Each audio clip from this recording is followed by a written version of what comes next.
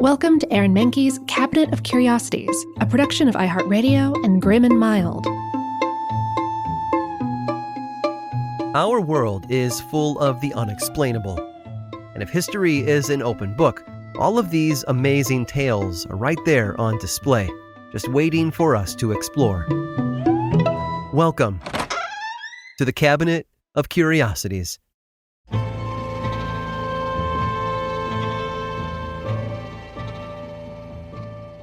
If you've ever been to a Halloween party or a pumpkin patch, you've probably seen someone dressed as a fortune teller with dangly earrings and wrapped in shawls. She might have looked into a crystal ball and told you your future. Of course, the fortune teller was probably an actor, and you understood that her predictions weren't real. But the character she's playing is inspired by a real woman who traveled the globe conducting seances. She was an adventurer, an occultist, and the mother of an entire New Age movement. But much like fortune tellers at the party, it was hard to tell which parts of her story were real and what was invented to entice her audience. She was a clear fraud, but she also was a brilliant mind who left her mark on history, which might be why we're still captivated by the unconventional life of a very mysterious individual. Helena was born in 1831 in Russia, but they soon moved to Odessa in present-day Ukraine. And according to family members, this is where Helena first began to see ghosts. She would spend hours in the unused passageways under her house, playing with the ghosts who lingered there. She also developed a supernatural gift that she called Solomon's Wisdom. It's unclear what it meant exactly, but the neighborhood kids said that she could use the gift to lull street pigeons to sleep. For the next decade, life moved quickly for Helena. Her family moved around and then married her off to an older man when she was just 16. After running away and traveling the world, she dove deep into the study of multiple world religions. And then, in 1856, she snuck into Tibet. Shortly after her arrival there, Helena was in a horse riding accident that landed her in a coma.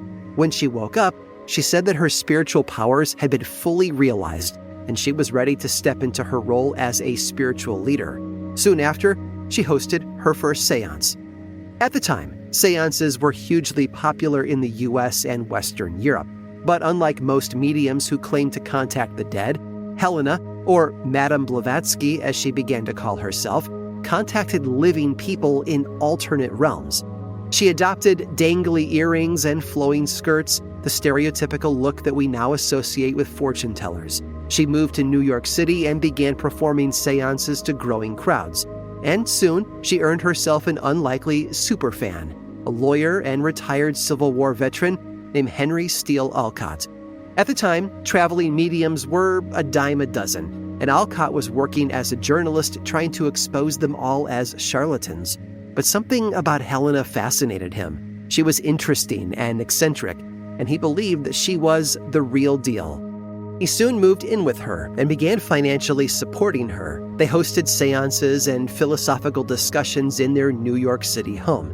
Eventually, Olcott formalized their gathering as the Theosophical Society.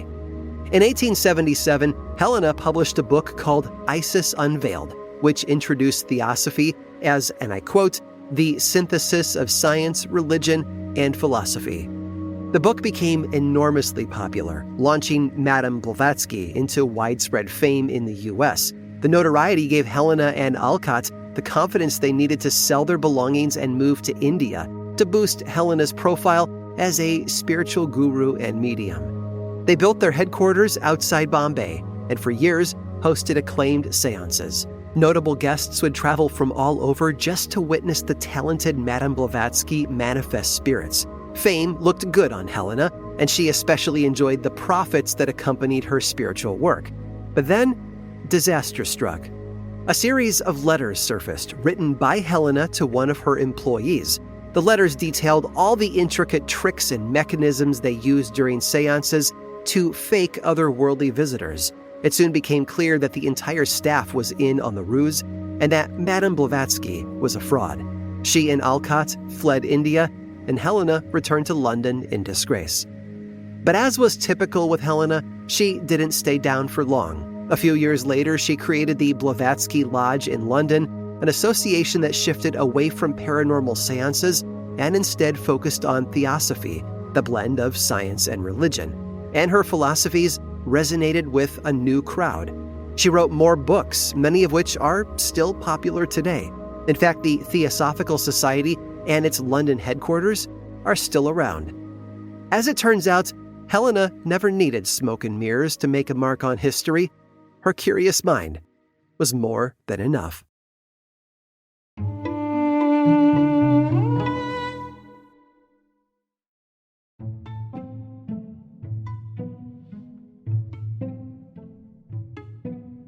You can learn a lot about a city based on their public transportation. In a dense urban metropolis, how do you get from one place to another? Some cities require you to have a car so you aren't limited to bus routes and metro stops. And some cities, like Boston, Massachusetts, are probably safer to explore via train. The Massachusetts Bay Transit Authority, or MBTA, maintains one of the oldest public transportation systems in America. And sure, it's not without its problems. Residents of Boston will regularly complain about how it shuts down during intense weather and seems constantly to be in repair. But it is an icon of that city, as true to the spirit of Boston as the Red Sox or Irish American pubs. So say what you will about the T, but it is the people's train for better or worse. But this wasn't always the case.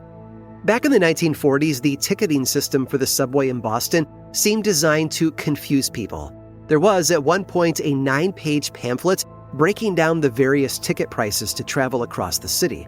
And when the local government wanted to increase fares, they implemented exit fees, meaning that you paid to take the train, and then once you reached where you were going, you had to pay again to disembark. Nobody liked that system, especially the overworked ticket booth employees who had to enforce the exit fees. Remember, these were the days before automated turnstiles. Which brings us to a man named Walter A. O'Brien. In 1949, O'Brien launched a campaign to become mayor of Boston, running as the candidate for the Progressive Party. And among his proposed policies was an overhaul of the MTA ticketing system. Unfortunately for O'Brien's campaign, the Progressive Party did not have enough money to pay for radio ads, so his campaign staff came up with an alternative strategy.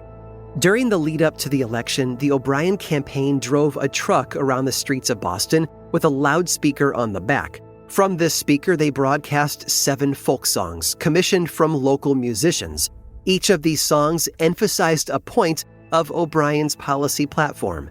The song about his plans for public transit was a ballad, written by Jacqueline Steiner and Bess Lomax Hawes.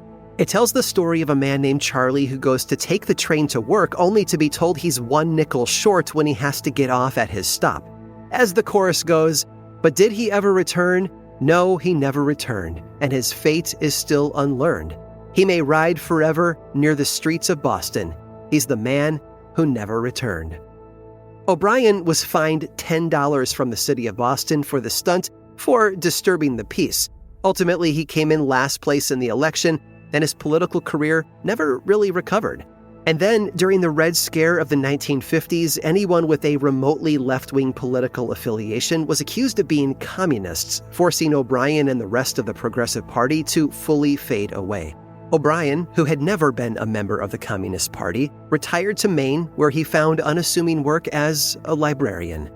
And sure, as far as political careers go, it's something of an anticlimax. But Walter A. O'Brien's legacy doesn't end there, thanks to the ballad he commissioned to help his campaign. Charlie on the MTA was a catchy tune, and over the years, a number of folk artists recorded cover versions, completely unrelated to the now-defunct O'Brien campaigns. In the 1950s, the Kingston Trio's version of Charlie on the MTA became a breakout hit. To minimize pushback from their audience, though, they wound up changing one of the lyrics from "Vote for Walter A. O'Brien" to "Vote for George O'Brien." Just in case they got accused of supporting a communist politician. The song was so iconic that it became deeply ingrained in Boston culture. Now, 76 years after Walter A. O'Brien tried to become mayor of Boston, the MBTA has a standardized fare system, much like the one that he promoted with the folk song.